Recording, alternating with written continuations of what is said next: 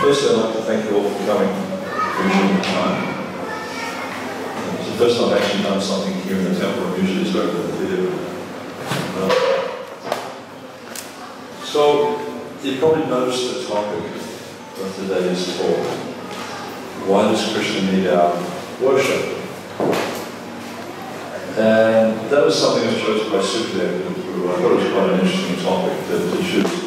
Does anyone have any reflections on that? Why does Krishna need our worship? Yeah. Huh? Why do you think he needs our worship? No ideas? Because he is supreme enjoyer. Huh?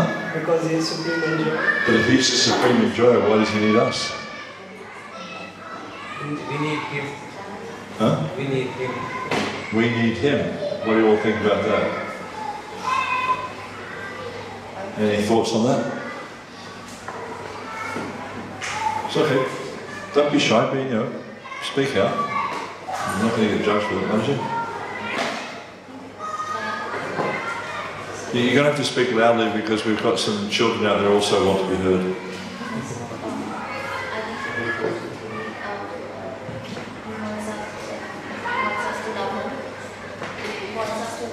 He wants us to love him. Okay, so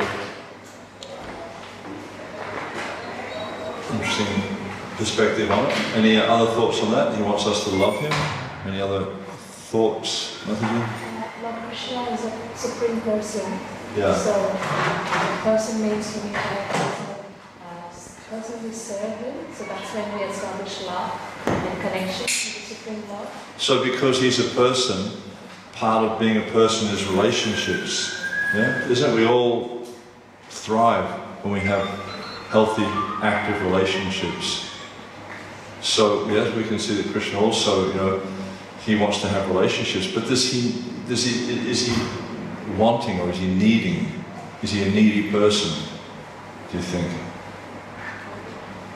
Because I'm sure you've all come across people in this world who are very, very needy.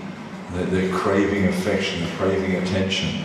Like children, generally they crave attention, and sometimes they do silly things just to get their parents' attention.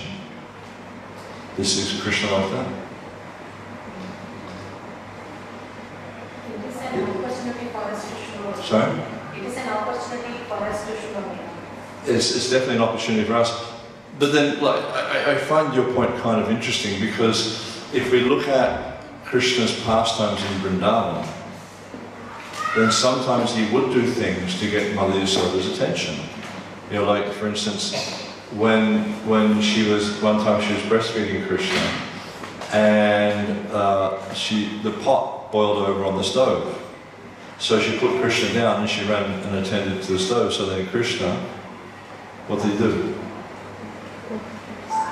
He broke the churn, the butter churn, and then or the butter pot, So to get Mother Yasoda's attention, that don't neglect me. So sometimes we see, but obviously that interaction is with a very, very advanced devotee. That's with Mother Yasoda, who's Krishna's mother. Our interactions might be somewhat different, and generally we can understand in our situation.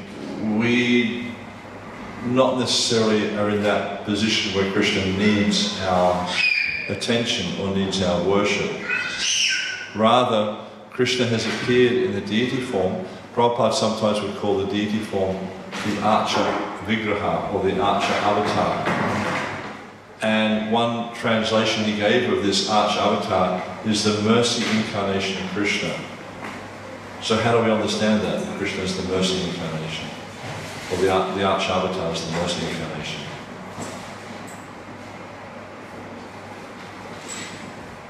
Just, yeah? We can serve him through the deity form. We can serve him through the deity form. Can you expand on that a little bit? Or can if you can't, maybe someone else can? Because it is more, maybe I find it more easier to connect by serving the deity form. Like when we can make colors.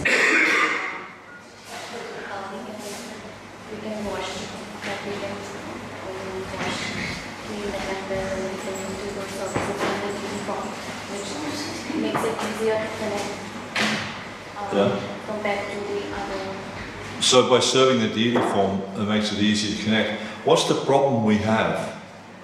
We all have this problem with connecting with Krishna. What's the problem we have? Huh? We are not purified enough. We're not purified enough. So what's the essential problem we have? We're conditioned. We're conditioned. We have a material body. What's Krishna's nature? It's transcendental. This matter and spirit cannot connect. With our material body, we cannot directly see Krishna in his original form, you know, the Śrīmad Bhāgavatam form in Gokul. We don't see that form. Even, you may notice that when you're doing a fire yoga, when the priest starts the fire yoga, he installs the deity, he asks the deity to come and reside in the fire. But the priest sees that, but how many of us sitting there see Krishna in the fire? Well, even the priest may not necessarily see it, but at least intellectually he understands that the priest is there in the fire. Sorry, not the priest is there in the fire, Krishna is there in the fire. Interesting, if the priest was in the fire, it'd be pretty hot. You know, so the priest, he understands that, you know, at least in the intellectual level, that Krishna is in the fire. If he's more advanced, he'll actually see the Lord is present in the fire. But again, it's a little bit hard for us to perceive. So because we have these materially conditioned senses, where, as you're saying, we're materially conditioned, we're conditioned souls, we cannot see Krishna directly with material senses. And we're very much, as we all experience every day, we're very much caught up in these material identifications. We understand intellectually we're not these bodies. We get that, you know, because it's repeated to us every day. The prime instruction in the Bhagavad Gita is you're not the body, you're spirit, soul. So at least we have that knowledge. We may not necessarily have the realization.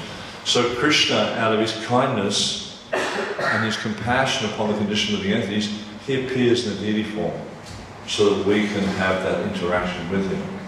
And what's the benefit of having that interaction? How do we benefit by having such interaction? We get more attracted to Krishna. We get more what? We get more attracted to Krishna. We get more attracted to Krishna. More connected. More connected to Krishna. Yeah, and that's, I read an interesting purport the other day. Prabhupada was talking about the essence of Krishna consciousness, or bhakti, is making a connection with Krishna. And Prana was talking about this in class this morning. Like, in whatever way you can connect to Krishna, that's bhakti. So how else do we benefit by this opportunity to serve Krishna in the deity form?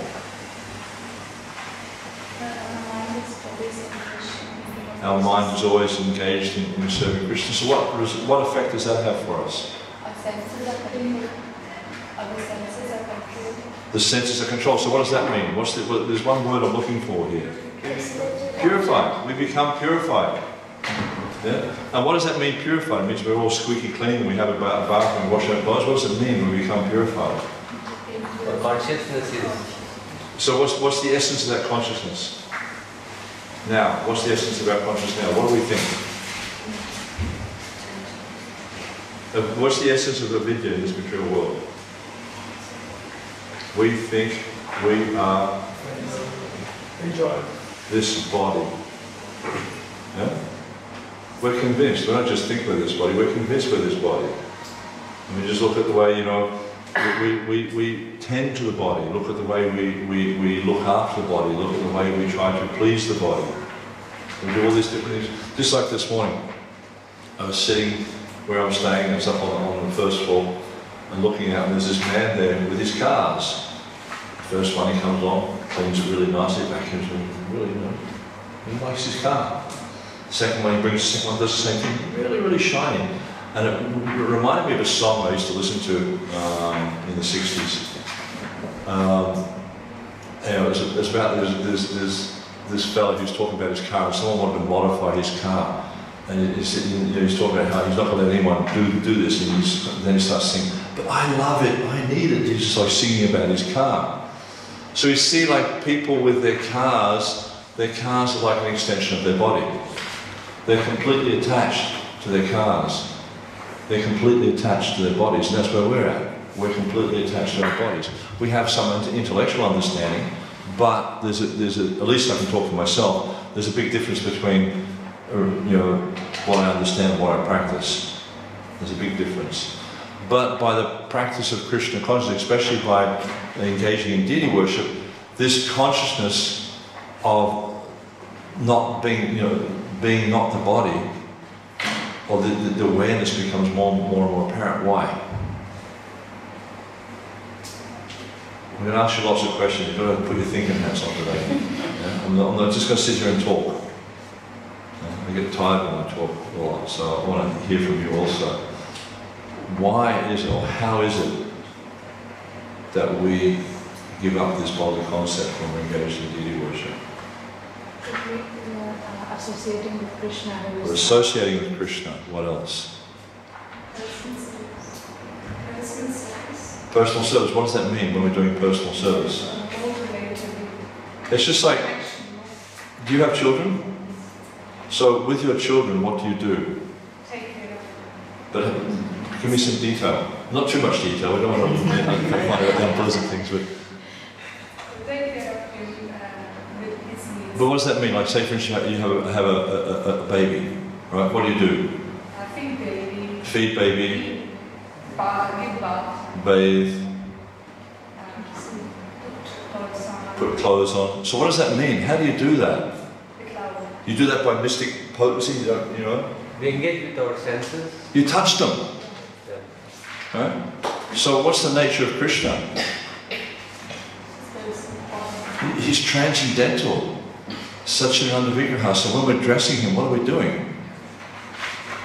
We're getting in touch with him. We're touching him. We're touching God. So what effect is that going to have? Okay, I just plugged my computer into the socket there. Now, if this was in India, I'd have a big chance of getting electrocuted while I was doing it. In Australia, we're okay. Which, generally speaking, these things don't happen sometimes, but generally speaking, in Australia, you don't have to worry about that. But in India, it's really very careful you put things in the plug because you don't know what's going to happen. So, but when you do touch electricity, what happens? The whole body. Has anyone ever been electrocuted? Yes. Huh? And what was it like? Energy was. Huh? But the whole body jolts. I've been electrocuted a number of times. It's a real shock to the system. So when you touch Krishna, it's like that. I'm not saying that you go on the altar and you touch the deity, it's just like that. That's not going to happen. But the thing is, your whole body becomes surcharged. You may not perceive it, but your whole being is becoming gradually surcharged with spiritual energy. So this is one of the really tangible benefits of deity worship, is you're actually directly touching Krishna. So it's a very, very enlivening process. And the thing is, it's like, there's an interesting quote. Prabhupada quotes it in Madhya Lila, chapter 15, text 108. He's quoting from Bhakti Sandarbha. And in there he makes a really interesting statement. He says, it is the opinion of Śrīmad Bhāgavatam that the process of initiation was not actually necessary. You don't need to get initiated to go back to Godhead, according to the Bhagavatam. But then Jiva Goswami goes on, he said, insofar as we have experienced that those who are approaching us for initiation are so contaminated by the modes of material nature, their minds are restless. Therefore, the process of deity worship is necessary. And then he says that, therefore, at the time of initiation, the persons are obliged to take up the process of deity worship. He's saying everyone needs to do it. Everyone needs to do deity worship, take up the process of deity worship. Why? Because the mind is restless, the mind is agitated to enjoy the modes of material nature. And so if we're not, because, okay, if we could all just sit down and chant Hare Krishna and not do anything else, not be thinking about prasadam or not be thinking about sleeping or anything like that, just sit down, chant Hare Krishna like Thakur Haridas, no problem. We wouldn't have to worry about anything else. But we're not like that. We don't have that capacity yet. It's not to say we won't get that capacity, because that's the goal, is to get that capacity where we can just sit down and hear and chant about Krishna, and there's nothing else going on for us. We're just completely peaceful, just like we see Parikshit Maharaj. He sat down for how long? 7 days. 7 days. It wasn't like he clocked in at 8 o'clock in the morning and then clocked in at 5, clocked out at 5 o'clock at night. He sat down continuously for 7 days. Day and night, 24 hours a day. Didn't eat, didn't drink, didn't sleep. How many of us can do that? Huh? Can you do that? No? It'd be pretty tough, wouldn't it? Even if you, like you know, if you know, sometimes I find I have very less sleep, you know, just to different circumstances. And the next day I can't function.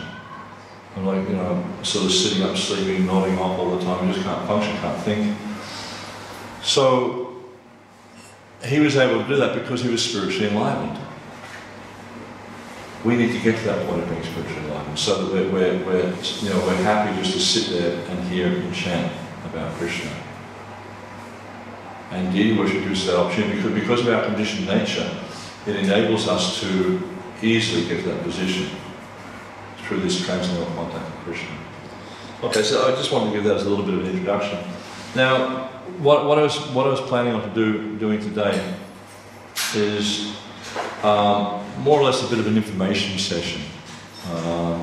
We'll go till about 11:30, have a bit of a 5-10 minute break, and then we'll start and we'll go through to because I think sitting down for 2 hours is probably a little bit too much. Yeah, you might start getting a bit restless. Okay, so the first question I was going to ask you all is why perform deity worship? I think I've given most of the answers already, but what are your thoughts on why perform deity worship? So you see our Acharya here, he's on the altar and he's cleaning the deity room. Why is he doing it? Why should he do it? Why should you do it? Because it looks good to your friends, they think you're really, impressive and important. You're up there on the altar and you're offering the Sangha, and everyone looks at you and thinks, wow, he must be really, or she must be really advanced devotee. Is that why we do it? Please Krishna. Huh? Please Krishna. To please Krishna, very good point. Why else do we do deity worship? I mean, you've all mentioned some of these reasons. I think you mentioned the reason before. For purification. You have to say a little bit louder. For purification is a very, very big part of it, is personal purification. And okay, it may sound a little bit selfish, but that's the reality of where we're at. We need purification. We need a lot of purification to get to the point where we're going to see Krishna correctly.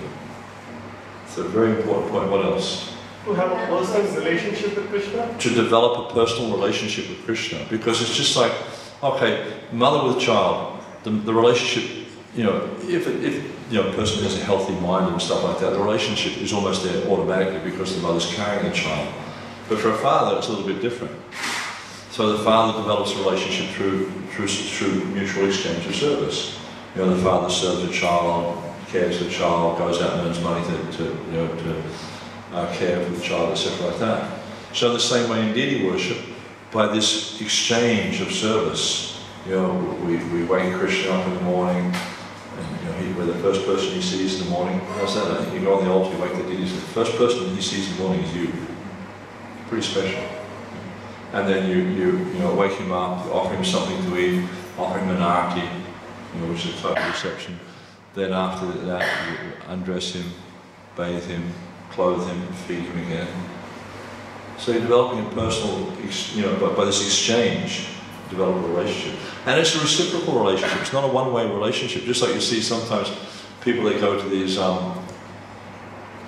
concerts or whatever, a movie or something like that, it's a very one-way relationship, The person is just like, adoring the person on the stage or the person on the screen, Like, I don't know who the big movie stars are these days, but when I was a child, it was like John Wayne and all these kind of people, People just thought they were the big heroes. But there was no reciprocation from them. When Michael Jackson's up on the stage, all the girls are screaming and fainting and carrying on, But there's no reciprocation. But with Krishna, there's tangible reciprocation. I'm sure we've all had that experience where we feel Krishna's reciprocation in so many ways in our life. So the relationship is two-way. Okay, so we've got personal purification, relationship, what was the other one? Purification, and you mentioned a point? Please Krishna. To please Krishna, so we've got 3 points. Anything else we can think of? Satisfaction. Personal satisfaction is definitely there, yeah? That's 4 points. Anything else? Facilitate our chanting. Facilitate our chanting. The chanting, which is also part of purification. Yeah. Anything else? There's many points that Prabhupada mentions in this regard. Our progress in spiritual path, is it included in purification? Progress in spiritual path. Yeah, progress in the spiritual path is also part of purification, because as we become more purified, we progress. So yeah, relationship, purification, these are all very big factors.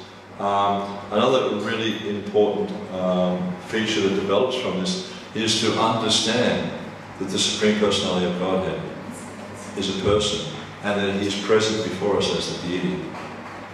And we see there's so many amazing pastimes. One pastime, I can think of many pastimes, but I haven't told this pastime for a while. So once in Jaipur, I think it was, might have been Jaipur. Yeah, I think it was in Jaipur. The princess, she was getting married to a prince who lived in Karoli. Yeah? And she was very attached to Madhu Mohan, and she wanted to take the deity with her. But her father didn't want Madhu Mohan to go because he was also attached to Madhu Mohan. So he said to her that I'll put a whole lot of deities in the room, and if you can blindfold, tell me which one's Madhu Mohan, you can have him. And so she went to the room and she felt all the deities. And then she felt Madhu Mohan, and it was soft. So she said, there's a Madhu Mohan. So that's how come Madhu Mohan's in Karoli. Other people say that, you've seen how Madhu Mohan, has anyone seen Madhu Mohan in Karoli? No. Please go there, he's very beautiful, very tall. He's this big. Sanatana Goswami used to hang him up in a tree. I don't know how he did that, but he's very big. But his flute is shaped like that, yeah? Because his hands are, I think they're this way, one's high, one's low. Some people say that he actually moved his hand when she touched him, so there's two stories there. But the point is that the deity reciprocated with her. The deity let her know, this is me, because of her affection. And there's so many different pastimes how Krishna reveals himself to the devotees and reveals that he's present there in the deity form and that he's a person. So another very important part of deity worship. So the Lord is present in his deity form. So what is the definition and goal of archan? What does archan mean? Anyone understand? Or anyone know what archan means? Standards, okay. Anything else?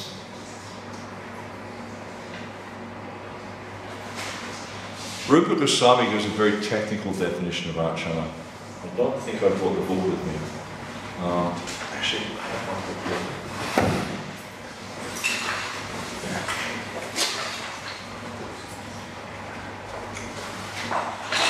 This is a new book I'm working on.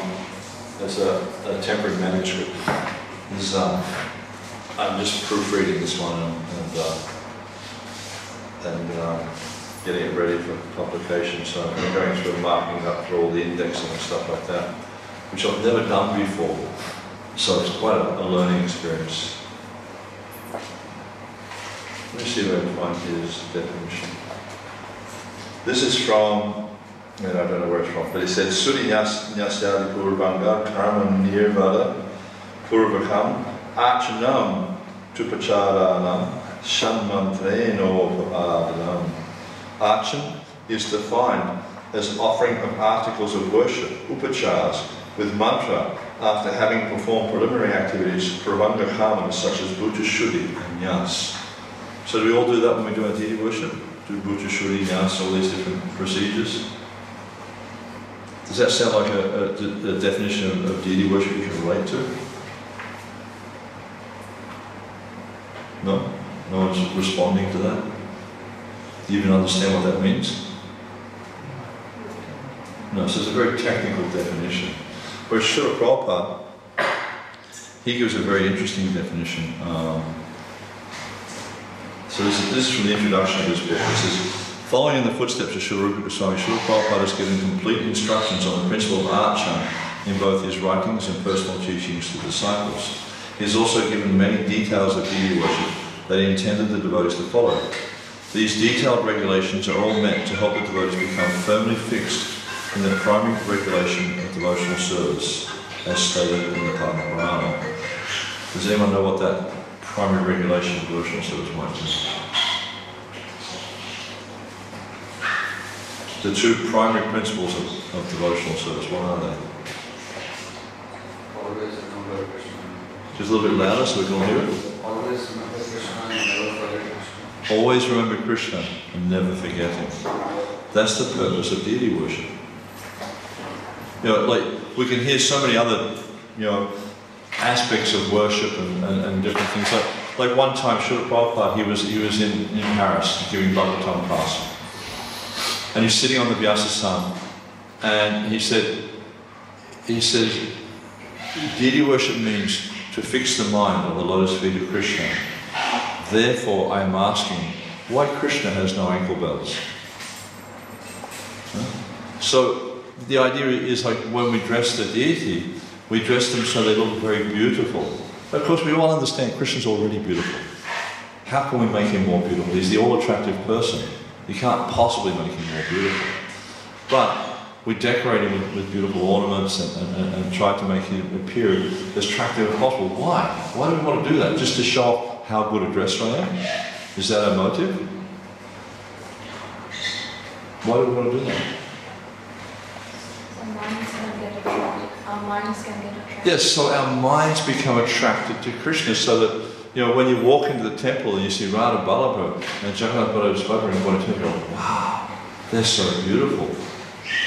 Because what's happening in this material world is people are attracted to the, you know, the phantasmagoria of this material world, like, you know, the bright lights, the big city.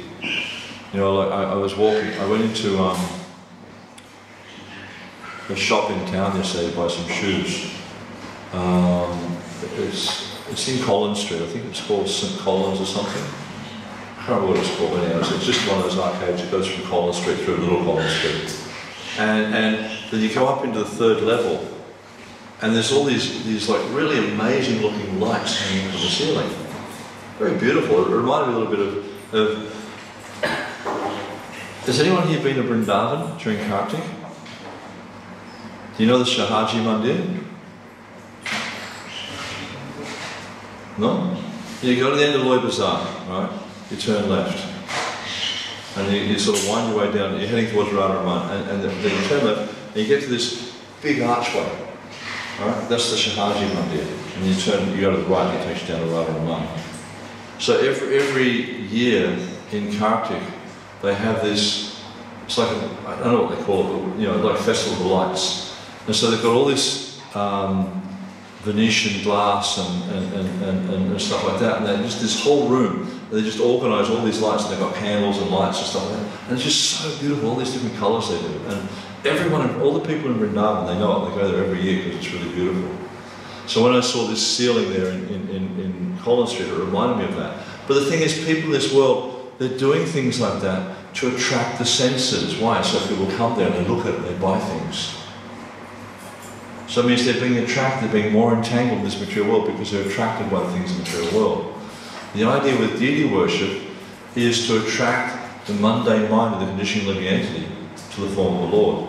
So when we dress the deity very beautifully, when the altar's decorated very beautiful, there's, you know, clean and everything's nicely arranged, and, you know, you can see things very cleanly, people's minds become attracted to Krishna. And that way they'll give up, Prabhupada says that they'll give up this this is the attraction to rubbish cinema songs, or sometimes he says rubbish sex songs, and they just give up their mind, their attraction to these types of things. If they, because it's like that verse in the Gita. What has it go? But ceasing such engagements by experiencing a higher taste, rasopya samparam drishvāni drakite. You know, but you give up a lower taste by getting a higher taste, and then what happens? You become fixed in consciousness. But if we're always going for lower taste, our mind is going all over the place. So by by dressing the deities but in a very, very attractive way, by offering very, very beautiful food stuff to them. Prabhupada said 5 very important things in deity worship. Cleanliness, punctuality, 5 important things. And we'll talk about this a little bit more later. So cleanliness and punctuality are the most important things, bar none. And cleanliness, he always said cleanliness first, so you can see that cleanliness is probably the most important thing. And then beautiful dressing. Prabhupada liked the dresses to be very, very beautiful. You know, beautiful ornamentation, flowers, and nice food stuff. And flowers can also mean scents as well. You know, we offer very, very fragrant scents and things like that. I brought some incense along that we're making Mayapur. But all these things, because to engage the senses of the conditioned living entity, because when we engage the senses in devotional service, what happens? They become purified. Yeah? There's that, Sava Padi Vinimukta, Tat Padatana Nimalam, Krishikena, Krishikesha, Sevanam Bhaktivedanta. So there's a lot of different translations to this verse. But one of the translations Prabhupada gives, which I think is particularly applicable in this case, is that when we engage our senses in the service of the proprietor of the senses, then a number of things happen. First off, Sava Upadi Vinimuktam. So you know what this means? What's Upadi mean? False identification. And the prime one is the thinking that we're the body. So Vinimuktam means become liberated, freed from. Yeah? Tat Padatmena Nirmalam. What does Nirmalam mean? Soft. Anything that's soft. No, what does Nirmala mean? Nirmala. Nirmala is pure. Pure. Yeah, soft and pure. Soft also. Well, that's interesting. That puts a whole different definition on that then, doesn't it? Because we see in the material world that everyone is very hard. But the jiva, and Prabhupada talks about this in the 10th canto, oh sorry, not the 10th canto, the 10th chapter of the Bhagavad Gita, where Arjuna was becoming very, very compassionate. And he was saying because he's a soft-hearted devotee, and that's the nature of devotees, to be soft-hearted. So, tat padattvena nimala means one becomes restored to the original pure identity. And then it says sevanam bhaktivedanta. That's called devotional service. So by the practice of engaging our senses, or the sense of the condition of the entity in the service of Krishna, then they gradually become restored to the original state. So it's, the deity worship is such an amazing thing because it's in very simple ways. You don't have to be very qualified, you don't have to be very scholarly, you don't have to be, good at anything. You just have this desire to, even when the children come in the morning and they pay their obeisances to the deities, they're engaged in deity worship and they're becoming purified by that. Or when you make galas, Mataji's making galas over that, just by making the galas of Krishna, she becomes purified by that. So any way we connect ourselves with the deity, and not just ourselves, it's just like, okay, devotees, I remember years ago when this is a temple I joined in 1980, it was 85, I joined here. And I used to help Dāsa sometimes go to the market. And so, you go to the market, I can't remember where they, down Footscray Road, I think it is, the market's there. And, we used to have the old F100 filled up completely with cauliflowers and potatoes and all kinds of stuff. And then by doing that, so you go to the market and you buy all those things, and what happens to those things? We offer them to Krishna. So it's really interesting what happens, is not only do we get purified by going there and getting these things to Krishna, or not only does the cook get purified, or the person who offers the deity get purified, but the person at the market who sells those things to us, they get purified by that process. The person who transports those things to the market to get sold so that we can buy them, they get purified by that process. The person who's harvesting those things, the person who grows those things, they also get purified. But also, the living entity in that plant also gets purified. Like if it's a potato, the living entity who is residing in that plant gets purified because the fruits of its endeavour to grow is being offered to Krishna. So that's why we understand that this devotional service is Para-Upakara. It's a supreme welfare activity, because anyone who has any connection with Krishna in any way becomes purified. So Deity Worship is amazing like that, because it gives us the opportunity. Just like, I'll give you a really good example. Panchatattva were installed in Mayapur in 2005. I think it was 2005. And I had the amazing opportunity to supervise that and organise that whole installation ceremony. And while we were preparing for the Abhishek, you know, I've got all the quantities on my computer. It was about 5,000 litres of ingredients we poured over the deities. The honey was 600 litres of honey. And so while we're getting that honey, you know, putting all the honey in the pots, I was reflecting on this. I thought, you know, how many bees did it take to make 600 litres of honey? Every bee comes and brings up a drop of honey. So how many bees did it take to make all that honey? All those bees did devotional service. And not from, you know, those bees were from all around the world, because the honey was coming from all over the world. Because devotees from all over the world came to the Abhishek and they donated honey. And all the other ingredients that were there. It was just like incredible. Because people were coming from all over the world to see that Abhishek, and they also brought ingredients from all over the world. You know, there was rose oil from Bulgaria. There was you know, chandan from India. There was honey from all around the world. There was ghee from Australia. It's just amazing. The produce was coming from all over the world, and all those living entities were connected with Krishna, or with Panchatattva, through that Abhishek. And you know, fruit juices, and just, it's amazing what went on. And they all got that benefit. So this is why, you know, devotional service is very, very potent. You know, just by having that connection with Krishna, unlimited benefit. And it means that that person's, you know, that living entity's trip or journey back to God has begun. So those bees, you know, whose honey was offered, poured over the Panchatattva. It was really amazing, because I was standing behind Jagapataka Maharaj and Bhaktivedanta Krishna Maharaj. They were doing most of the bathing on Lord Chaitanya, so I was standing behind them, and I had the list on the wall telling everyone what to do. But at one point, after the honey, because I really don't like the honey, because you know, it's really slowing to throw tulsi on the deities, and you see the tulsi just sort of slowly blowing on the deities. But then I laid forward and I looked down, and then on the these are things only pujaris get to see, you know, and those in the audience they don't see. But I looked down and I could see around the deity's base how the honey was making a perfect lotus shape. And not just imagining perfect, it was a perfect lotus shape, you know, with 8 petals and that, the way the honey was just flowing out from the deity's bases. You know, it was really amazing. So that was quite impressive. But yeah, just by this, you know, and yes, devotional service is amazing, because, you know, as we're saying, part of what we supreme welfare activity, anyone who has any connection with it gets benefit. But with deity worship, it's so easy to engage so many different people, because deity worship doesn't mean just being on the altar, ringing the bell and offering the icon. It means so many things. Just like, you know, making dresses, you know, all the backup service. You know, how many of you here are engaged in backup service? Cleaning paraphernalia and making garlands and things like that? There's a few of you, yeah? And there's so many things. You know, some of you might go to the market and buy the vegetables.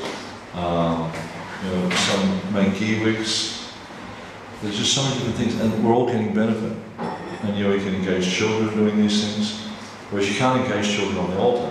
Although in Mayapur, when we did the Abhishek, we had we called them the 4 Kumaras, just these young Gurukul boys, with they had these squeegees made out of banana stalk cut in half, and they're just like squeegeeing all the ingredients out. Because we used the small boys because at the back, where the platform was, it was like about this high, so they had to be able to get under there very easily and just shoot everything out. And also that they didn't mind being completely covered in charmrita, because it was just like the whole altar was just a big bathing tray, and they were just, you know, sometimes they'd be pushing it through and they just get drenched with all this charmrita. So it was quite an experience. So another thing is also with the deity. Sometimes devotees think, well, people think, well, why are you worshipping statues? Why are you giving so much offering to the statues? Some people come and say, well, but why are you wasting all these flowers and all these foods for a statue? What's our response to that? That's not a statue. Krishna personally comes lives there by the mercy of Acharya who does the ritual. A little bit louder. The Acharya does the ritual to invite Krishna to come and present in this idol, and then Krishna personally present in the idol, so that it's not a statue any longer. So then when you say Krishna is personally present in the idol, isn't that in a sense a contradiction?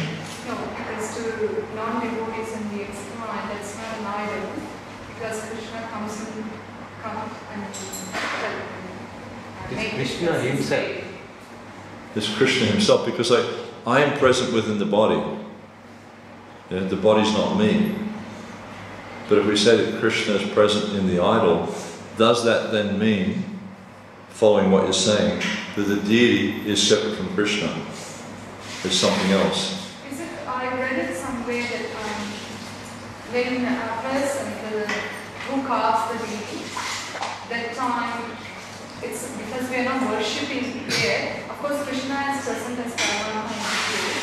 However, when Acharyas does the yajna to invite Krishna to come and present, that's what I'm trying to say. Yeah. So, Okay. because when it is in the shop, everyone sees that as an idol. However, when it brings to a temple or a home, when we install the deities, welcome the deities to our home, then we feel the presence. So, do you have deities at home? We have, but we will be welcoming deities soon. Sorry? We will be welcoming the deities. We have deities at home, but not installed as yet. We're looking for the auspicious here to install. So, who will do the installation? Gangeshan. So, is he an Acharya? But he is a representative. I mean, I respect Gangeshan, he's my godbrother, so I'm not going to put him He is down. a representative. So, Yeah. it is from the Guru Parampara. So, Okay.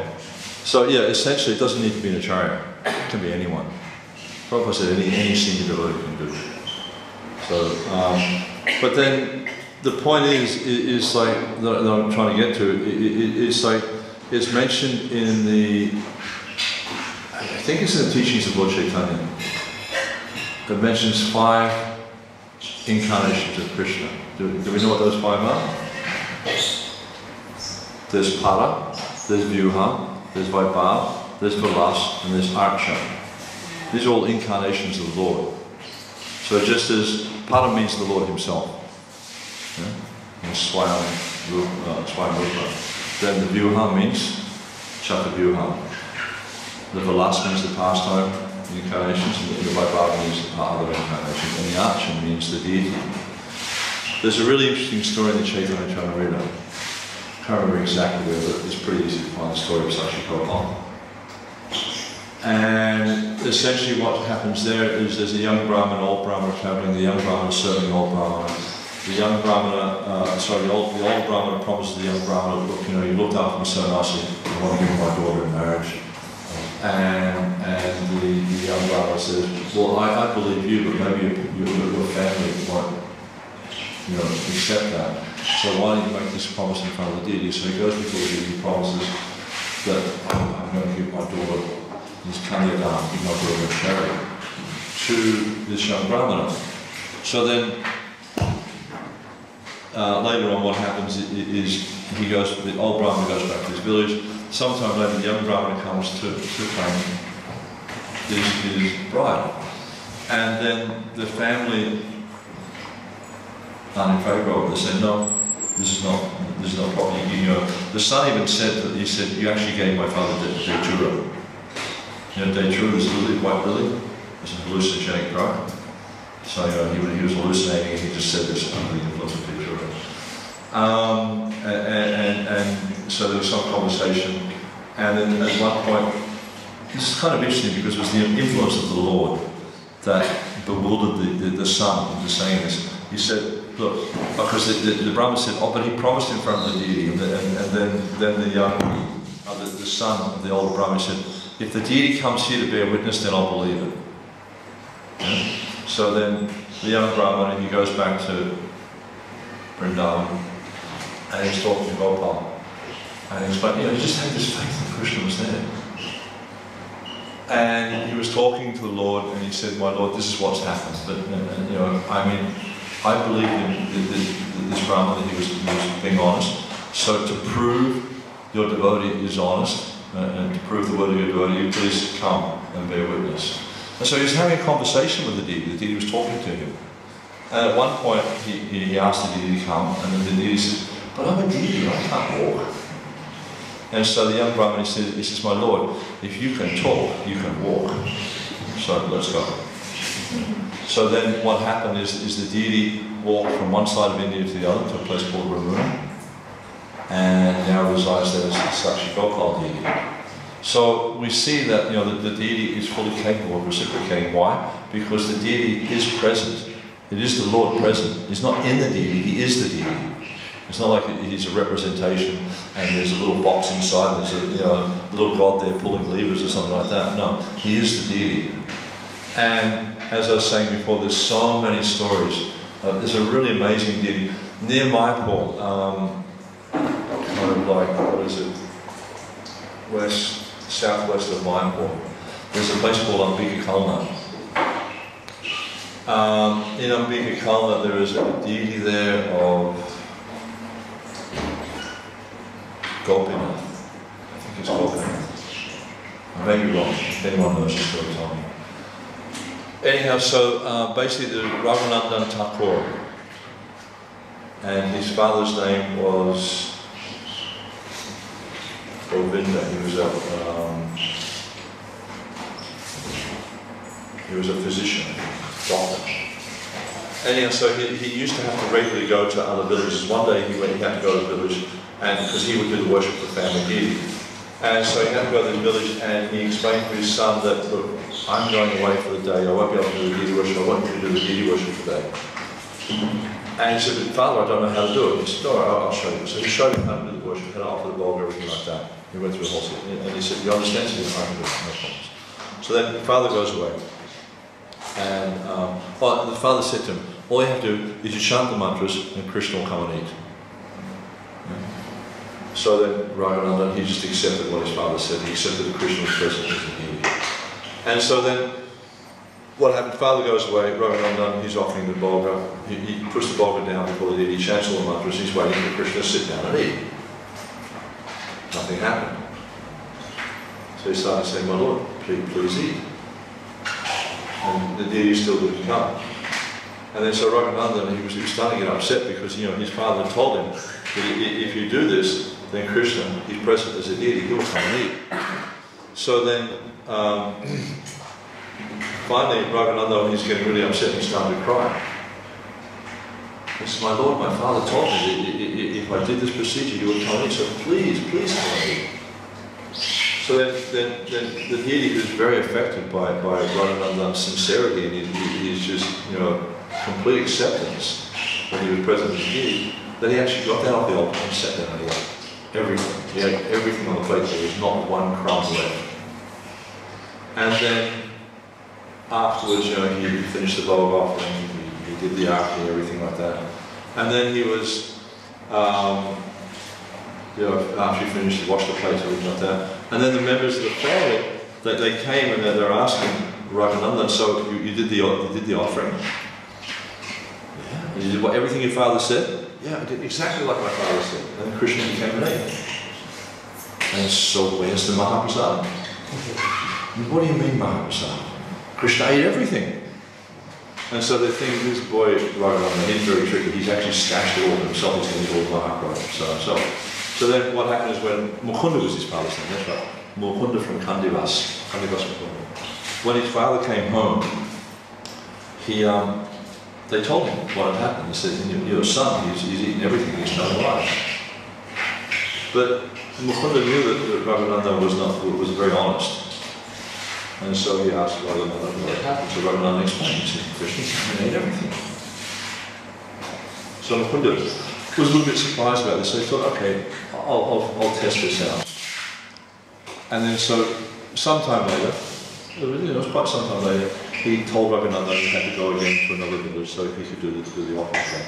And so he left by one door, And he came back in the house by another door and hid himself behind a curtain on the altar.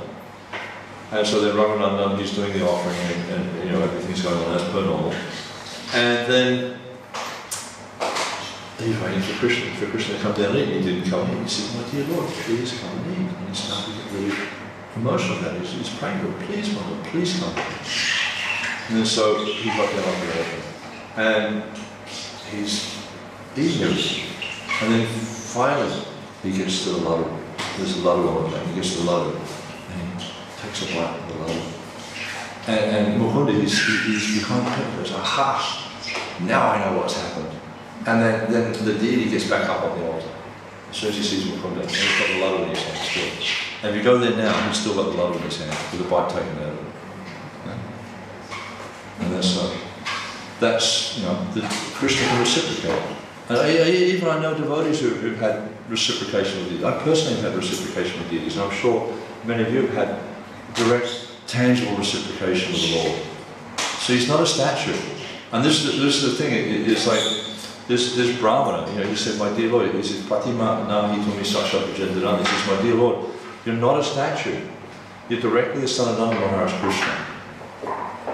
You know? So if we have that conviction, then Krishna can easily interact with us. And even sometimes we don't have that conviction to interact with us, because he's not limited by his form like we are. We have this material form. We're very limited by it. We can only do something. I mean, can you go out and flap your arms and start to fly? Try it out sometime. See if it works for you. We can't do it. But Krishna's not limited like that. He has a form that looks to us like a stone or metal or wood. But he's not limited by that form. Why? Why is he not limited by that form? Because he's God. God can do anything he likes. That's the thing. It's like, that's the difference between us and God. We can only do certain things. He can do anything. There's nothing he... You know, one time Allen Ginsberg, you know, the Gurukulis in Mayapur, they used to play this game, Stump the Swami. So they try and ask Maharajas different questions that they couldn't answer. So Allen Ginsberg tried this with Prabhupada. And he said, "Is your Krishna so great, he can create a mountain that he can't lift?" Prabhupada said, "Of course." And then he'll lift it. So that's the nature of Krishna. There's nothing he can't do. He can do the unlimited, and then he can do better. And he'll keep doing better and better and better. There's no limit to Krishna. So for him to act through a form, whether it's made of metal... Another interesting story is who's seen Toda Gopinath in Puri? How tall is he?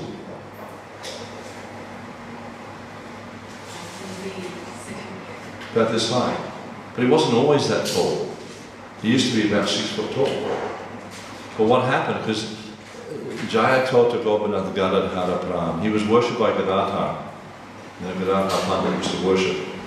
You know, the Gadadhar from the Panchatattva used to worship Tota Gopinath. Now when Gadadhar got old, he manifested with, what do they call this? Osteoporosis. You know, so he was bent over, he couldn't stand up straight. And he was telling Tota Gopinath, "I can't worship anymore because I can't reach up." So you know what happened? Anyone know what happened? Tota Gopinath sat down. He's made of wood, stone, he's made of stone. He sat down. But he's a deity. He's a statue. How can a statue do that? Because it's Krishna. It's directly Krishna. So we should never... And you know, to hear these different stories are very good because they build our faith. They help us to understand how the deity is directly Krishna and how the deity can interact through whatever form. It doesn't matter what he's made of. You know, like if you go to Vrindavan, there's this beautiful... You go to Mokotir. You know where Mokotir is? I'm sure you've all been to Mokotir, yeah? As you're going, you know, you go through the place they do the tax, you know, where the valley comes down like that. You go through there at Vaishana, and you come up with the next one. There's that kund down the bottom where all the monkeys are. Really funny monkeys down there. One time I was there we were there on a program with Tamal Krishna Maharaj, and he was telling a story, and this big monkey came and sat on this lady's lap while she was just there, you know, listening to Tamal Krishna Maharaj. Oh my gosh. And she just sat there and froze. Really big metal monkey. And this real, you know. Anyhow, so then you go up the hill there, and there's this place called Morkotira, and there's a painting of Krishna. It's a really beautiful painting of Radha and Krishna dancing as peacocks. And the really interesting thing about this painting, it's so beautiful. It was painted by a blind devotee. So Krishna reciprocates. Or like we see that, who was it? Was it Jagannath Das Babaji? No, Gorkashore Das Babaji. When Bhaktisiddhanta Saraswati Thakur, when he was doing his brat of chanting a billion names of Krishna, then at one point he was living in a bhajan kutir which was full of holes, and when it rained he used to put his umbrella through the holes and just hold his umbrella up. And anyhow, at some point, Gorkashore Das Babaji came there, and it was a very treacherous path and everything like that. And he wasn't very mobile at that point. And so Bhaktisiddhanta Saraswati Thakur asked him how he got there. He said, Mahaprabhu showed me the way. So these great devotees are always having these direct interactions with Krishna. So we should never doubt that the deity is not Krishna. Even though to our materially conditioned senses we can't necessarily see that, but if we have faith that Krishna is present before us as the deity, then he will interact with us, he will respond to us. Whereas Prabhupada encouraged the devotees, if you have any difficulties, if you have any problems in life, you just go to Gauritai and you pray to them. My dear sir, it is like this, please help. And he will help. So many devotees I know have gone to the deities and prayed like that, and they'll help. And yes, of course, it says we shouldn't go to the devotees, to the deities to fulfill our different problems. But if you're going to go to someone, don't go to the demigods. Don't go to someone else than you. Go to Krishna. Akama savakama mokshakama whether one is full of material desires, without material desires, or desiring liberation, by all means approach Krishna. And this is Yajeta, means a great force. Just really, with enthusiasm, approach Krishna, whatever you need. Better we have no material desire, better we just approach Krishna with service, but if you have some desire, go to Krishna. Because that way you're placing your faith in Krishna, and by the process of going to Krishna, you become purified of those desires. But if you go to someone else, to some demigod or someone in this world, what happens? Huh? You might get what you wanted, but you won't get the... No, your desires will increase. Because, this is good, if I go to this rich man, he gives me this and he gives me that, I'll ask him for something else. Yeah? So, you might get what you want, you might not, but the desires are increasing, so you don't want increasing desires. Okay. So do we understand the difference between Pancharatrika and Bhagavad Vidis? You understand the difference? Pancharatrika Vidi, what's that? What does Vidi mean? That means rules and regulations. So Pancharatrika Vidi means the rules and regulations, Deity Worship, the rules and regulations of devotional service. And what is Bhagavad Vidi?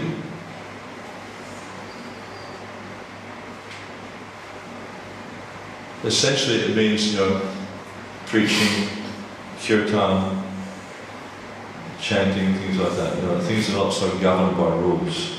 The spontaneous side, the side from the part of devotional service which gives us the taste, the enthusiasm. The Pancharatra, it gives us, by following the rules, the regulated lifestyle, it gives us purity.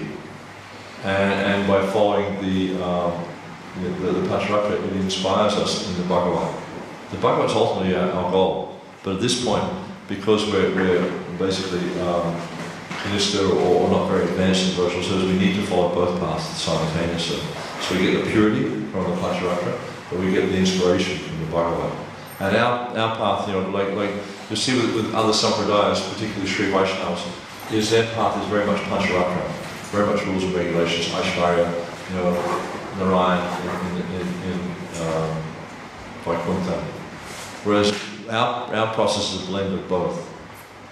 The Gaudiya Vaishnavas tend to, and therefore you'll see, if you go to the Sri Vaishnava temples, they have rules for everything. Everything's got a rule. The Gaudiya Vaishnavas are not so much. some things we'll see our acharyas, they'll just, oh, we'll just do what they're doing in this sampradaya. They don't really worry about it so much. Or, you know, they ask Prabhupada, how to do this. Oh, you just go to this temple and have a walk.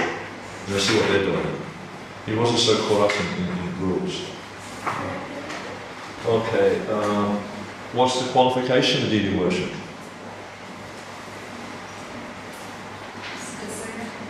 Huh? Desire. Yeah, you can say that's definitely a preliminary qualification. Any other ideas of qualification? 4 regular principles, yeah? Chanting 16 rounds. Huh? Orders of the spiritual master, yeah? What else?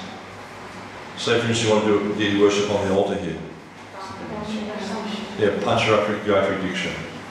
Not just Brahman Diksha, because that means a lot of things. In this country we have Pancharatrik Gayatri Diksha. Do you know what that means?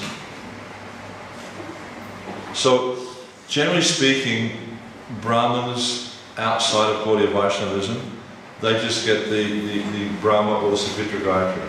This Om Bhava Swaha Tatsavitra Vayana. I don't mind saying you can go to any music shop in India and you can buy a tape with the Brahma Gayatri on it. Because actually, it doesn't matter me saying, I can tell you all the Gayatris if you like, it's not going to be any benefit. Why? How do you need to receive Gayatri? From Guru. Mantrahina, what's that? Sampradaya Vihina Ye Mantraste Nishpalamataha.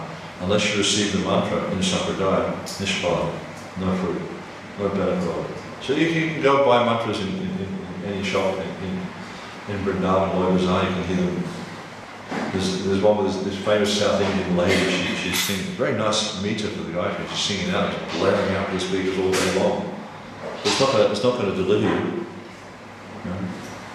But if you receive it from the Guru. So yeah, so in order to do deity worship on the altar, to cook for the deities here in the temple, you need to have the desire. It's always a good start. If you don't have the desire, it's like, there's going to be something you're doing reluctantly, you're not going to get the benefit of it. Also, 4 regular principles: no meat eating, no illicit sex, no intoxication, no gambling.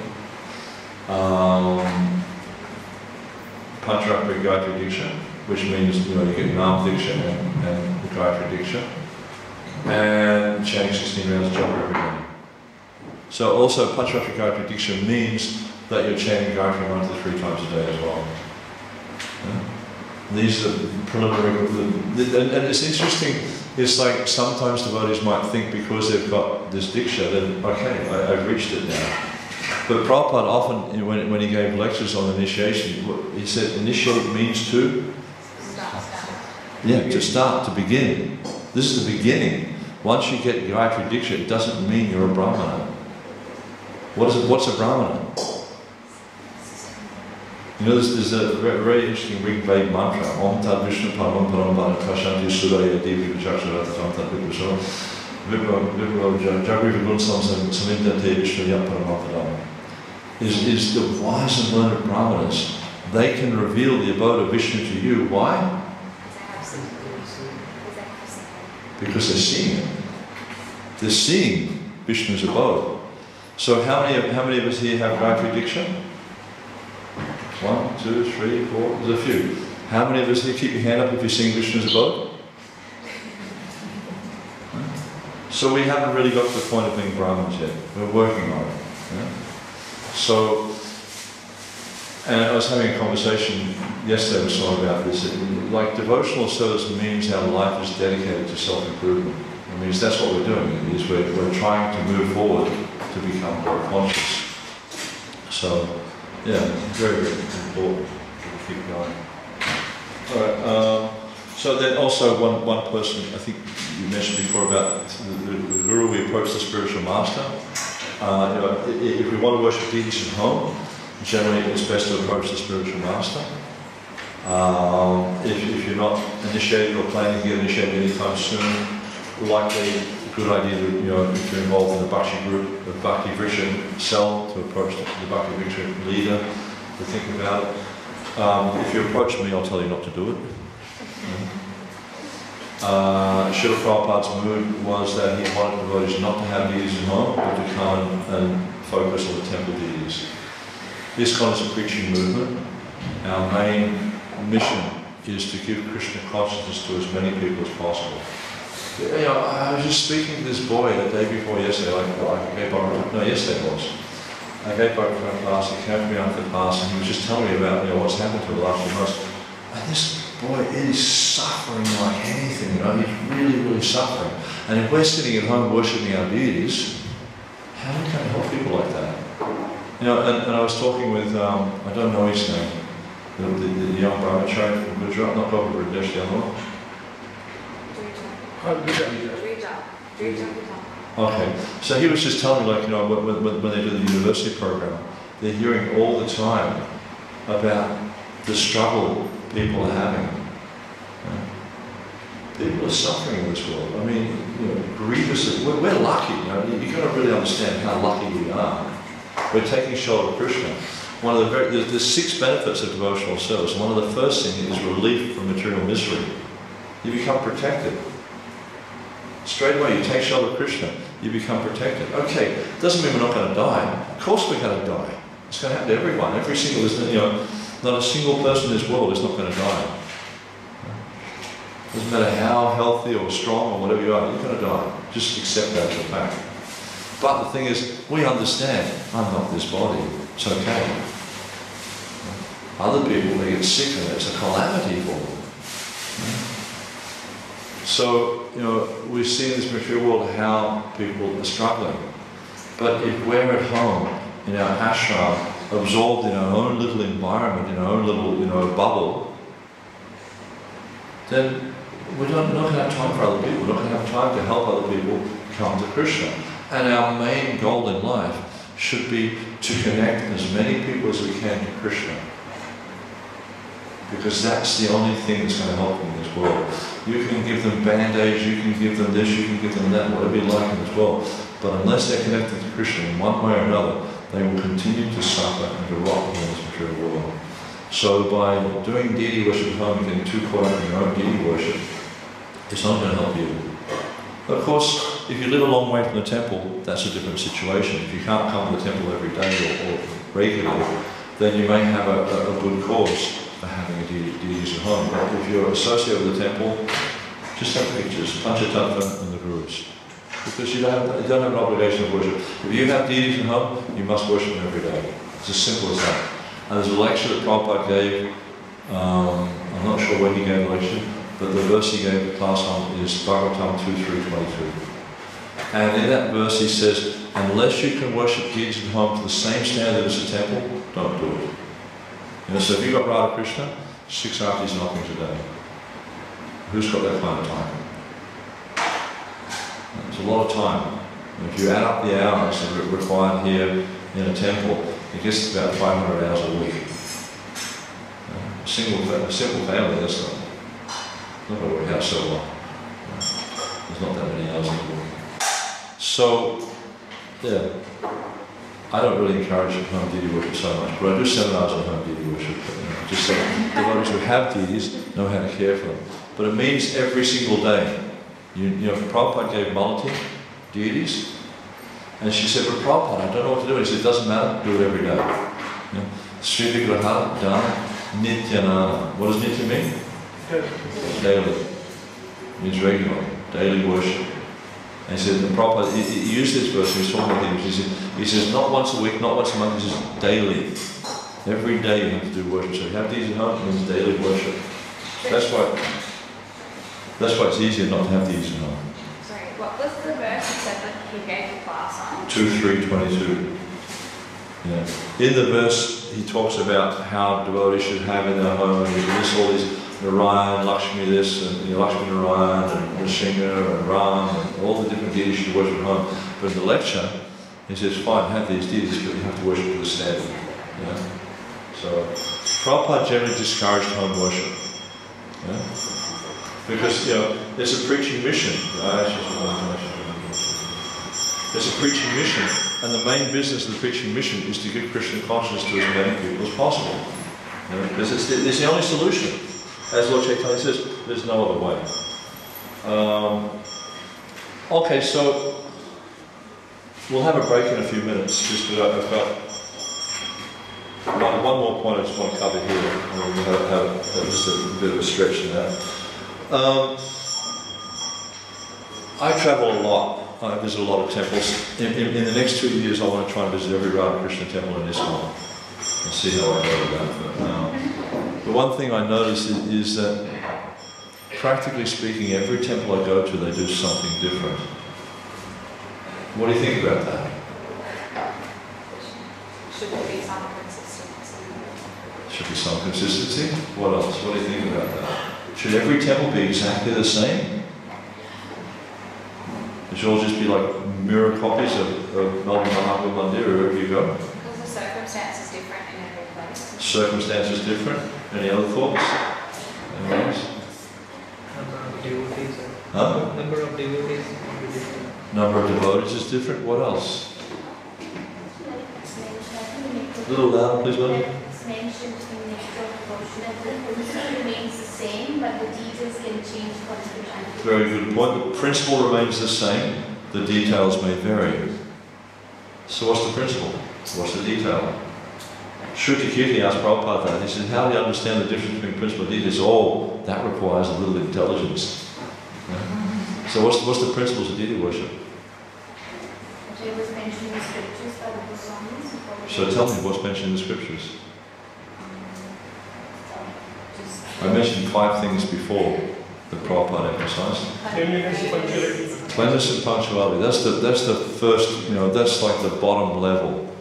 Clean, punctual. Everything has to be super clean on time. Some places do to the second. My understanding Prabhupada was to the minute. It had to be to the minute.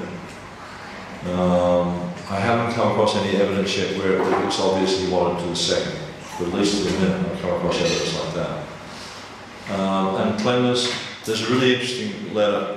Does everyone know Nrsimha? Nrsimha Prabhu, ISKCON Communications, he came here about 8 or 10 years ago, did a seminar on communications.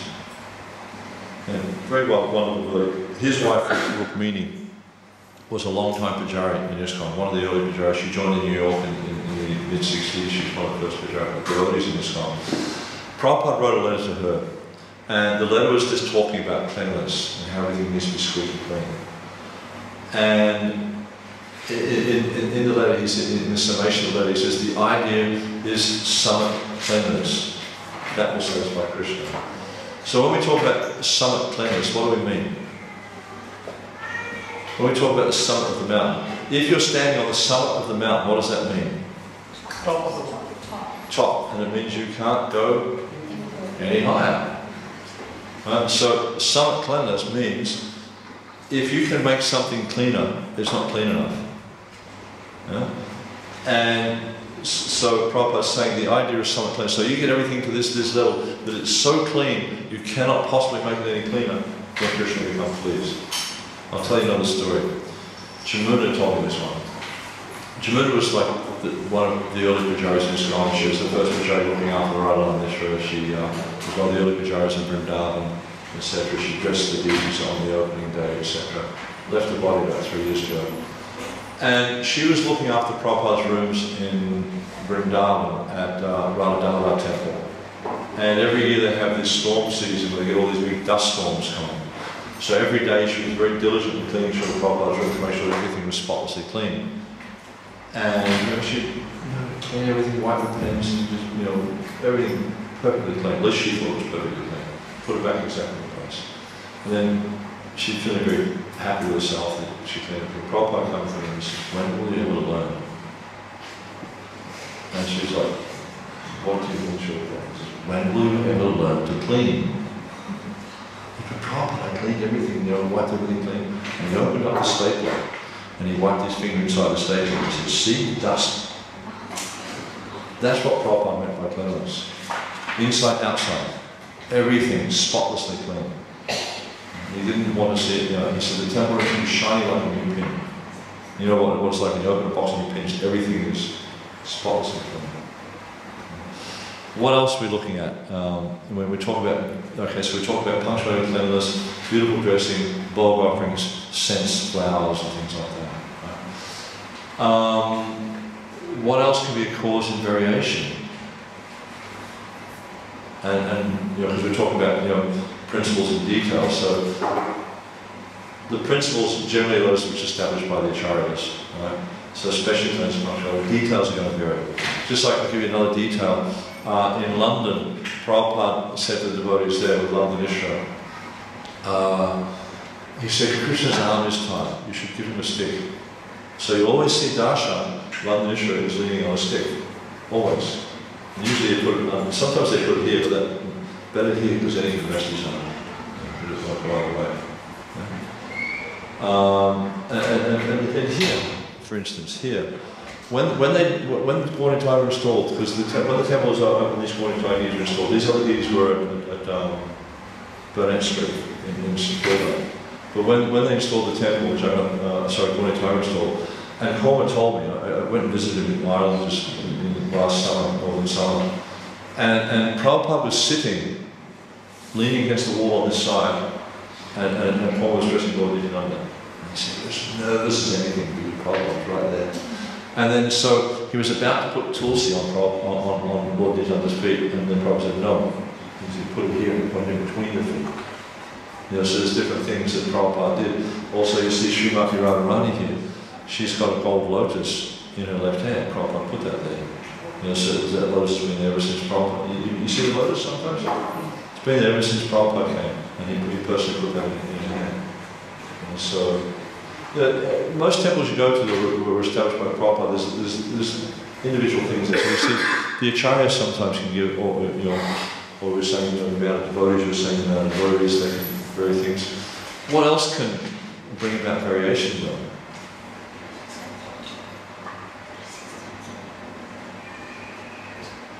Probably a little bit esoteric, but the deity.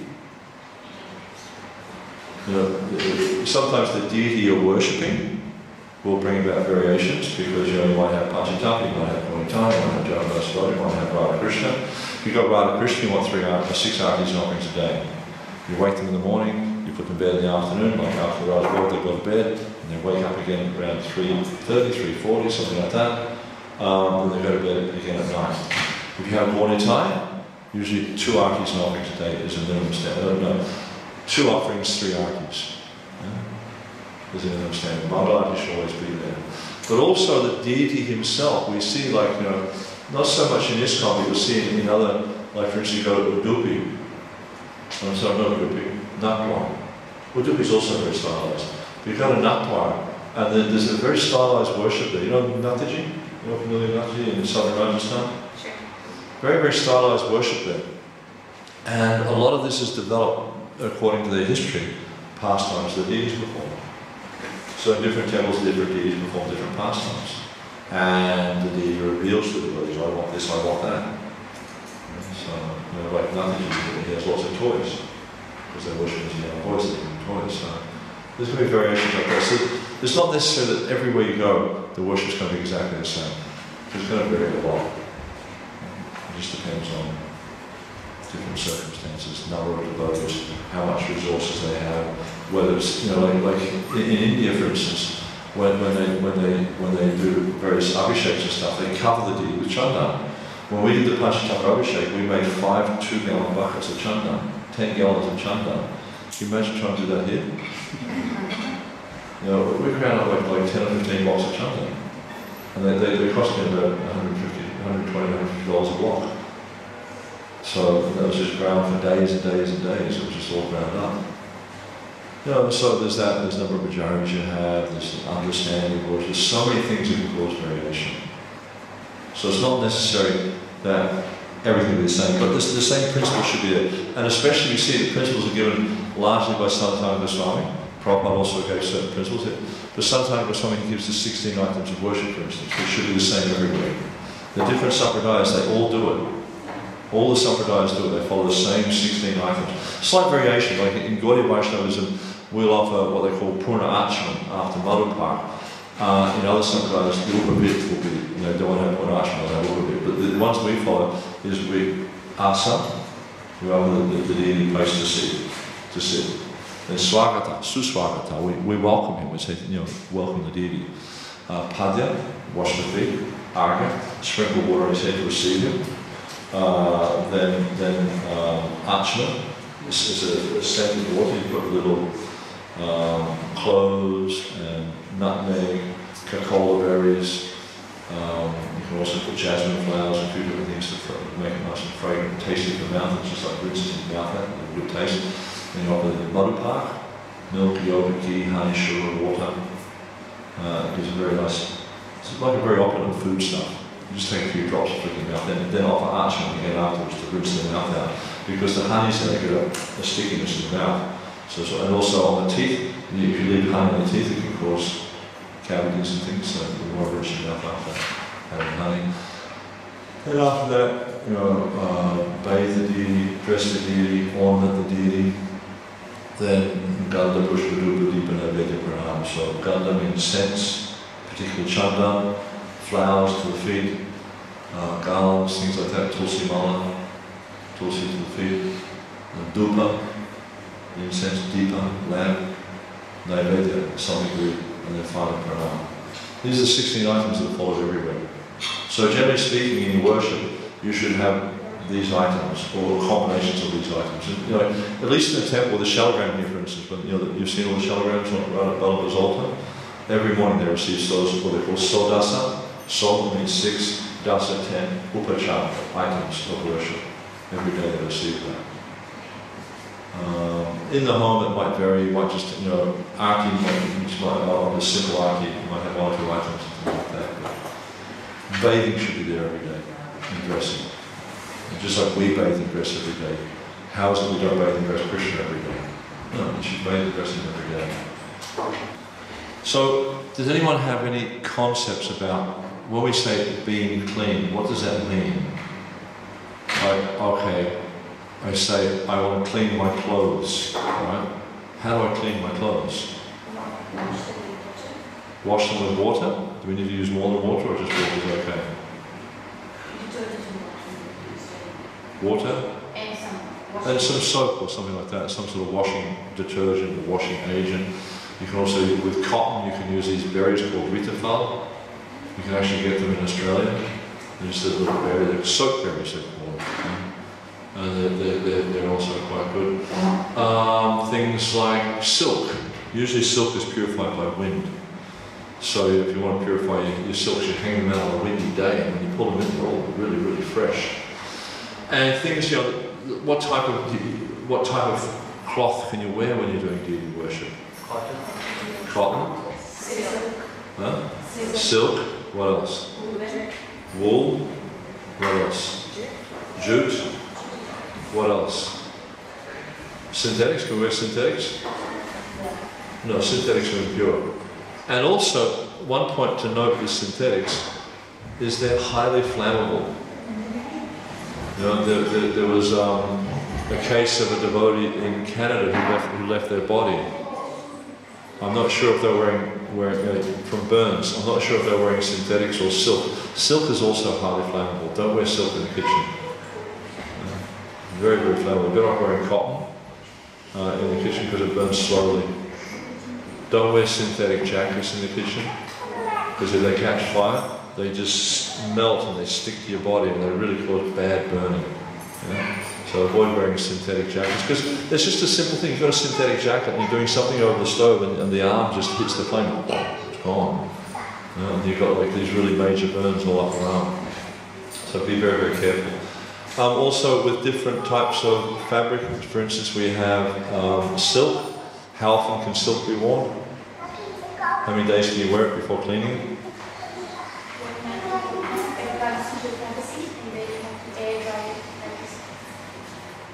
Any courtesy to courtesy? Any other ideas on that?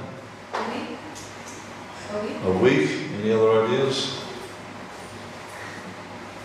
In the Hare Bhaktivedanta Sanatana Goswami just says many times. He doesn't give any definition. Generally what I do is with silk. You know, like when you freshly wash clothes, that freshness they have? So as long as the silk maintains the freshness, and I haven't worn it to the toilet, I haven't eaten in it, I haven't been outside in it, or held children or anything like that, then it's clean. Yeah? What about cotton? How often do we need to wash cotton? How many times can we wear cotton before washing it? Yeah, generally once. Although I recall what I used to do years ago, I used to put the deities to bed regularly and then do the Mangalati the next day, or dress the next day. I used to dress when I got into quite a lot. And so if I put the deities to bed at night and then I was doing some seva the next morning, then I'd wear the same thing, but I wouldn't wear it, longer than that because it would still maintain its freshness. Jute, how often? How often can I wear it before I need to wash it? Usually a few times, 3 or 4 times, something like that. But again, you need to be the judge yourself, and if the cloth is maintaining its freshness, then it's okay. But, you had a question? Yeah, I missed the point about the cotton and the jute. Like, if you're using it for the service in the same day and you're making it suji, then you can still wear it again. Yeah, generally with cotton, if you take it on and off, several times, it's not clean even if it's one day. Yeah. You see, one thing you can do as a pujari, for instance, is say, for instance, you're doing some morning service, then it's breakfast time. So you can take your cloth off, your altar cloth off, put on a gamcha or just an old sari or whatever like that, eat breakfast, right? Then rinse out your mouth, wash your legs, usually just because if any prasad falls there, wash your hands, your face area around the mouth and that, and do archman, put the cloth on, do archman, go back on the altar. Oh, you don't have to have a shower. After eating? Yeah. It's forbidden. So you just have to wash your feet. Because, see, some people have this notion you become contaminated by eating prasad. Yeah, that's what you do. Personally, I think that's offensive. What's the nature of prasad? Yeah, it's divine. Purified.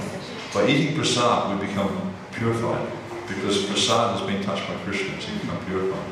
So, yeah, and it's actually forbidden in Shastra to bathe after eating. Because why? It shuts down digestion. You can't bathe after eating. So you don't need to do that. And then, so you can do that. You can like wear a gamcha or something like that. Eat, wash, clean yourself up, do archana, put the clothes back on the altar, do archana. Then wool. What about wool? How can you use wool before you need to wash it? Same thing. Huh? A long time. Few times, long time. Any other bits? Wool is always pure. Yeah, unless it's always pure. And some devotees say that you shouldn't wear wool on the altar. I'm not sure if there is a scriptural reference to support that or anything from the Acharyas. I'd be interested to find it if someone knows, but I know that sometimes someone in the Hare Bhaktivedanta says that wool is the best type of cloth for all types of pujas, because it's always pure. Always pure. Alright, cloth. Now also, other things to consider is like, for instance, ideally what you would do is, because most of us live outside, right? Ideally if you're doing deity seva or doing some backup seva or something like that, you come to the temple, you take a shower here, you bathe, whatever it is you're doing, put on fresh clothes, and then do tilak, archman, etc. like that. So backup service, whatever. It's better if you do it like that. Not always so practical. So if you need to come from home and then do directly service, then as long as you're coming directly from your home to the temple, you're not going on public transport, you're not playing with children, you're not patting your dog. Hopefully your dog, if you do have a dog, they don't live inside the house, they should live outside the house. Because if you have an animal living in the house, how are you ever going to become clean? There's just hairs everywhere. It's like, I've visited, relatives and stuff like that who have dogs in the house, and it's like, I don't want to sit down anywhere because it's all covered in dog hair or cat hair. It's just so impure. So, if you do have a pet, that's not a problem. There's associates of Lord Chaitanya who had dogs and stuff like that. Krishna spoke dog in the spiritual world, it's not a problem. But the dog doesn't live in the house. They live outside. They're outside, they're wagging their tail waiting for you to give them something to eat. So it's not a problem, but you shouldn't be touching them before you come on the altar. If you do, you have to pray. So like sometimes you have this situation where it's not practical for you to bathe at the temple. So come directly from home to the temple in the closure room. And, I'm staying at on the other side of Victoria Avenue, so I'm on the altar most mornings here. So I just bathe, put on fresh clothes, tea light, then I come straight to the temple and on the altar. Just going straight there. But if you're coming from work, for instance, to the temple to do some service, you need to bathe and put on devotional clothing. To be doing service for the deities in non-devotional clothing. Especially, different temples have different standards, and a lot of it's based on locally available resources, especially in terms of devotees. And sometimes you'll see that because it's not ideal, but because they don't have a lot of devotees able to do service or willing to do service, they've made certain compromises in the standards. Better if we can avoid making compromises, better we can maintain the standard, but the service needs to go on. So sometimes managers have had to make certain adjustments, sometimes not necessarily ideal. So for doing things like paraphernalia, garland, ski wicks, all of that, it should be like altar suchi in terms of... It really depends on the temple standards. So when you're doing service in the temple, I think it's important to understand what the standards of the temple are, and then to apply yourself to those standards, because that way you're going to get the benefit, because that's what's established for these deities. Like for instance in Vrindavan, if you're off the altar, you can't make garlands. In other places it's okay. So different temples have different standards on that. So it becomes okay because of the... It becomes okay because of the standard there? Because it's still okay? Because it's still obviously not ideal, right? Yeah, but see, in terms of ladies' period of contamination, Śrīmad Prabhupada was tended to be quite lenient with it. And even sometimes he would have his female pujaris doing service even though they were in the period of contamination. Whereas you'll see in West Bengal, women won't even leave the home. If they're in like a higher class family, they won't even leave the home if they're in the period of contamination. So it depends a lot on what's going on locally, on resources available, things like that. But like for instance, generally speaking, you wouldn't come from work and go straight into the paraphernalia room, for instance, because all the deities' paraphernalia room is there and stuff like that. So of course, if you've just been to the flower market and you're delivering flowers, that's a bit of a different thing. Or if you're a worker, like an electrician, for instance, you've got to go on the altar and fix the wiring. Generally what I've done in the past is you encourage them to leave their shoes outside and not stand on anything like the deities' tables or anything like that. But you don't expect them to get in a dhoti and put on tea light. But then there always needs to be a Brahmin there supervising them. In some circumstances they'll say, I can't take my shoes off, occupational health and safety says I have to wear shoes. Okay, now you'll put cover them, the shoe covers on, stuff like that. So you need to be practical according to time, place and circumstance, but try to understand what is the principle here. And not just say, it's Kali Yuga, you've got to do whatever you don't just like throw everything out the window. Which you do see sometimes devotees do that, just throw everything out, no standards, because they don't really understand so much about it. So yeah, there's a lot to consider about purity. And it's not just cleanliness, it's about purity. So an element of purity also is the dress. Generally speaking, when we're serving the deities, we wear Vaishnava dress. Believe it or not, gopi skirts are not Vaishnava dress, neither are Punjabis. When Prabhupada brought cloth back from India, there were no gopi skirts, there were no Punjabis, there were no bhakta pants. There were saris, cholis, and dhotis, and chadars. That's Vaishnava dress. And that's what Lord Chaitanya and his associates wore. We're Gaudiya Vaishnavas, we're not Punjabis. Or we're not Australians. So it doesn't mean we wear jeans and t-shirt in the kitchen. We're Gaudiya Vaishnavas. That's our culture. When we joined ISKCON, part of joining ISKCON is to accept the culture. Prabhupada said that ISKCON was meant for a cultural re-spiritualization of the world at large. So in order to culturally re-spiritualize the world, we have to adopt the culture of Gaudiya Vaishnavism. And Gaudiya Vaishnava culture means dhoti, kurta, or dhoti chada, and sari choli. That's the culture. So when you're doing service, then especially deity-related service, of course if you're cleaning the toilets or you're building a house or things like that, then a dhoti is a very inconvenient thing to be wearing and could be a little bit dangerous. But when you're doing service directly for the deities, such as making garlands, cleaning paraphernalia, cooking for the deities, definitely on the altar. One concern I have is like, and actually I've seen it, I saw one lady on the altar one time during the Dāsas wearing a gopi skirt. But it's Vaishnava dress. Not Vaishnava dress where I came from. Not Vaishnava dress. It's a comfortable dress, it's easy to put on and take off. Very easy, but it's not Vaishnava dress. And the thing about Vaishnava dress is it doesn't accentuate the body. Although some of our young girls these days are very expert at putting on Vaishnava dress and accentuating the body. So. But it's very important that we understand these concepts of like why we're wearing this. It's not about us. It's about the deity. It's about connecting with the deity. So we have certain standards of purity that are aimed at helping us to connect with the deity more effectively. So what else we got?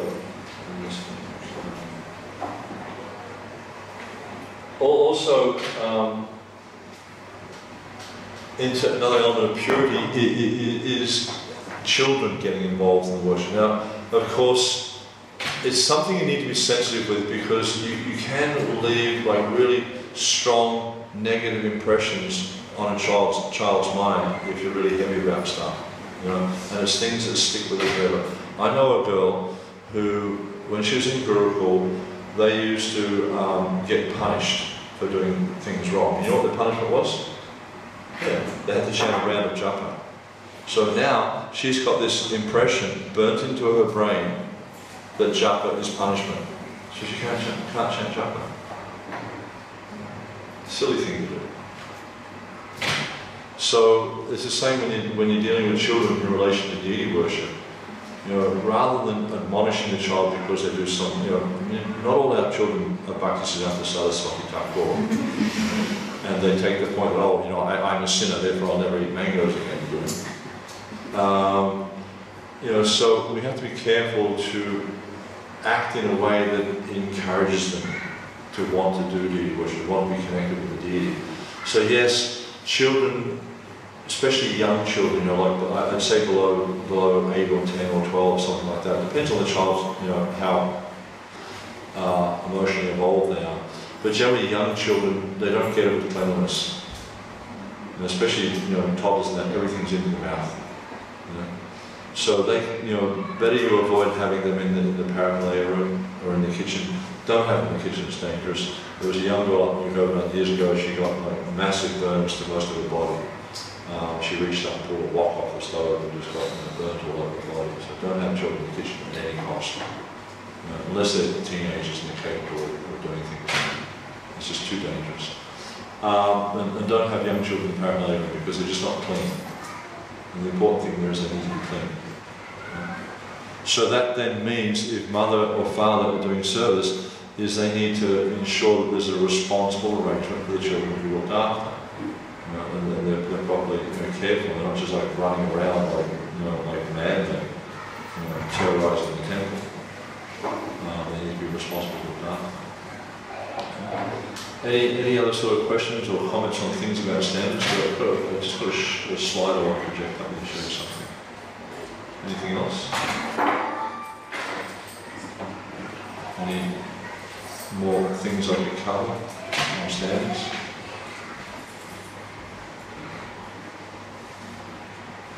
One interesting point I noticed yesterday, Morning time have tilak on the back of their head.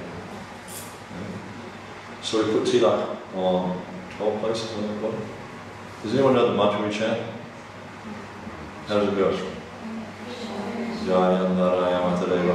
Yeah, keep going. That was the mantra. Om Krishna Daya Daya Narama Atare Vaksha Tastarve Maravantu Govindam Kankuke. What's the last line? Tat Prakshalana Toyam Tu Vasudeva Tikmurti. What does Prakshalana mean? Huh? What does that stand for? Prakshalana. What does it mean? Cleaning. Cleaning. Cleaning what? Hands. So it says tat, that. Tat prakshana toyam, the water, tu, but. Prakshana, the washing your hands. So the water that's left after washing your hands, you wipe that water here while thinking of Vasudeva. So you don't need to put tilak on the back of their head or your head. You just put a little water while they're chanting Vasudeva. So if you understand what the mantra says, then you don't do things like that. Because if you put tilak here, right, what happens to it? You know how the hair grows? It's got follicles, right? It's got these little sort of deep cavities where the hair sits. So the tilak gets into those follicles. You know what it does? It kills them. So you go bald. And sometimes you see devotees who have a weak hairline or receding hairline, and where they put their tilak, the hair goes like this and then like that. Because the tilak kills the hair follicles. So don't put tilak on the head, especially on the knees. Alright, any other points? Yes, Prabhu. Hare Krishna, Prabhu. What's the standard for ladies when they serve at the altar, inside? Are they supposed to cover their head? Yeah, it's an interesting point.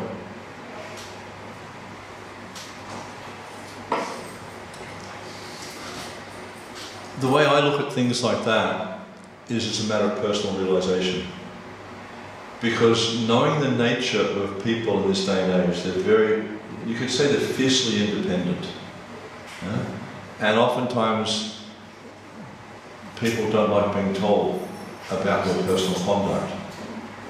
So if you want to go strictly by the letter of Shastra, or the word of Shastra, then married women should always cover their hair. There's a statement, I read it years ago, it was something that Prabhupada said, I can't find it, I've looked for it again and again, I can't find it. But I remember reading how Prabhupada was saying that a married woman, not even the sun will see her hair. But you know, in our Western environment, it's just not. You know, it's like it's okay for us as guys to say that because we just shave it off. It's easy, you know. But for, you know, for a woman, I mean, I just know it's like they go cover their hair, do something, cover their hair, do something, cover their hair. It's like, you know, it's more than a lot of people want to do. You know, so if any of the ladies ask me what is the proper standard, I'll explain that to them, but I'm never going to tell them to do that. It's the same as like sometimes you see men on the altar wearing underwear, like, you know, Western style underwear. It's not appropriate, but I'll never say anything. I just don't think it's my business to get involved in stuff like that. That's personal. They should wear Brahmin underwear, but I'm not going to tell them that. I just, you know, that gets a little bit too personal with some people. And like you said, it might happen naturally. Sometimes it happens naturally with time as well, like what? You said. Like, according to the realization, they get to a point where, oh, actually, I think I should do this, and then they do. Exactly. It's like once people realise that, oh, this is appropriate, because there's the old saying, a man convinced against his will is of the same opinion still. So they need to realise, oh, actually, this would be more pleasing to Krishna if I cover my hair, or this would be more pleasing to Krishna if I wore the appropriate garments. So, you know, yeah, I personally don't push things like this too hard because you wind up making enemies. And you know, it's not like I'm trying to be popular, I don't want to have enemies. So I just want to show you something, unless there's something else you want to bring up. I'll just quickly show you something here. Find it. So I just want to show you this. This is Keystone Autograph, wonderful, thank you. Alright. I don't know if you can see this, but we'll do our best here.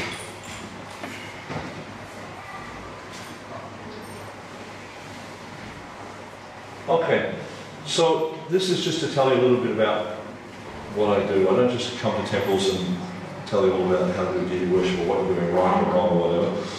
But we do a lot more than that. So this is, thank you. This is ISKCON Deity Worship Ministry, and these are all the range of different things we do. Like, obviously, education and training. This is one of our main features. This is what this is all about, like an information session, just introducing you. So we have Mayapur Academy, which is a school we run in Mayapur for 4 months a year, 16 weeks. And there we have various units and courses. We have opening courses, we have a diploma course. Diploma course, we've got 12 different units with temple worship, deity dressing, deity cooking, dressmaking, tulsi, festivals, just all different types of stuff. Also do online training, do on-site training, which is what was going on here now. Then we have different elements of evaluation. Like part of my coming here is the National Council requesting me to evaluate all the temples in Australia and give feedback on the worship. So that involves regional training, on-site training, things like that. We have a network of representatives in various parts of ISKCON around the world. We have representatives in USA, or North America, England, Europe, Russia, parts of Asia, India, here in Australia, Philippines. Yeah, I can't remember all, but there's quite a few. It's increasing all the time. And they basically visit the temples. The idea is they should visit every temple in a yatra within a 2-year period and do on-site training, do evaluation, all that sort of stuff, just to help the devotees understand how to care for the deities properly. Institutional endorsement. We're working towards this point here, how all Hippujaris in ISKCON must be diploma graduates. This year, the first step in that was we had a resolution passed at the GBC where any new Radha Krishna temple, the Pujari has to go to Mayapur and be trained how to be a Pujari. And not only they just open up a temple and just put someone there and they don't know what they're doing. And there's other elements of institutional endorsement. Then down here we've got goals and focus. Policy statements. Not really policy statements, more of position papers we changed the name to. Policy statement means you have to do it. Position paper is more about, if you're asking us a question, this is our answer. For instance, the first one we worked on was Brahmins doing deity worship. And it was pretty simple. All deity worship and cooking in ISKCON temples must be done by Brahmanas. No option there. The next one we're doing is working on right now is about showing Radharani's lotus feet on any occasion. Prabhupada's conclusion was never to show Radharani's lotus feet. And don't feel left out, just become a Pujari and then you can see them every day. But not only can you see them, you can put your head on her lotus feet. Prabhupada recommends, and it's actually one of the 64 items of devotional service that Pujari put their head on the deity's lotus feet. So we have goals and focus with the position papers and stuff like that.